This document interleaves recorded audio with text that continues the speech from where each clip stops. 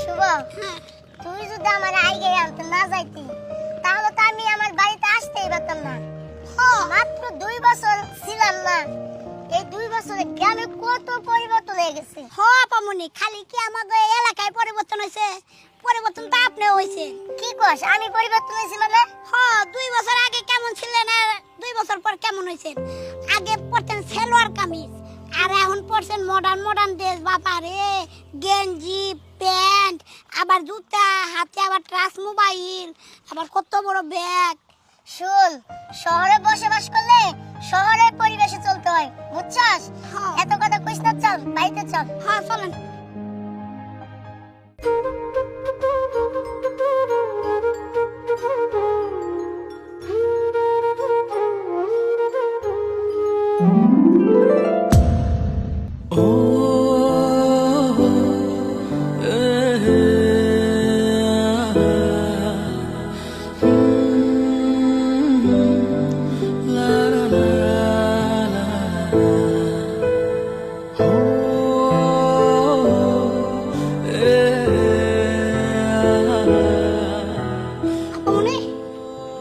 আপনার লাগে নাই তো?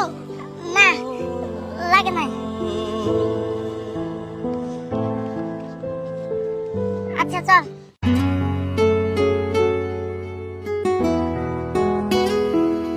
আব্বা, মা, আব্বা। হ্যাঁ, কি ব্যাপার আব্বা, ভালো আছো? হ্যাঁ, আমি ভালো আছি।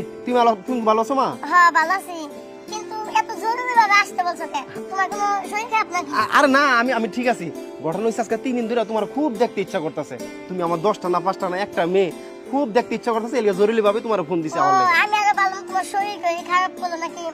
মা ঠিক আছে তো? হ্যাঁ মা ঠিক আছে। শুভ, তুই এক কাজ কর, আমাকে পুকুর আছে না, পুকুর থেকে বড় একটা মাছ ধরে নিয়া আমার মেয়ের আজকে রান্না করে খাওয়াবো, মন বইরা খাইবো আমার মেয়ে। হ্যাঁ আচ্ছা। এই কই গো? মা, এই তাড়াতাড়ি বাইরে হও। এই যে আমগো মা ভালো আছো? এই তো মা, মা তুই কেমন আছো? ভালো আছি মা, তুমি ভালো আছো? এই তো মা, ভালো আছি। আমার মেয়ে একলা একলা বাড়িতে আয় পড়ছে। শোন মা, তোর তো পড়ালেখা অনেক হইলো, এখন আমি কইতেছি কি, তোর একটা ভালো একটা ছেলে দেখে বিয়ে দিব। আর ছেলে কিন্তু আমি একটা পছন্দ করে রাখছি মা, ছেলেটা খুব ভালো, শিক্ষিত, দেখতে সুন্দর। ওই ছেলে লয় কিন্তু তোর বিয়ে দিব, ঠিক আছে? আমি গেলাম, ঘরে গেলাম, তুমি ওরা নিয়ে আয়ো। কিরে মারিমু, তুই খুশি হস নাই তোর বাপে যে তোর দিকে বিয়ে ঠিক করছে? কি হলো রিমু, কথা কস না কেন? তোর কি পছন্দ কেউ আছে? আরে না মা, সেরকম কেউ নাই। রিমু, এখনো সময় আছে, তুই আমারে ক, তোর যদি পছন্দের কেউ থেকে থাকে তো সমস্যা নাই, আমরা ছেলের বাড়িতে যামু, কথা কমু, বা তুই ছেলের বাড়ির লোকজন আসতে ক। না মা, তোমার আমি পরে বলবো, এখন চলো।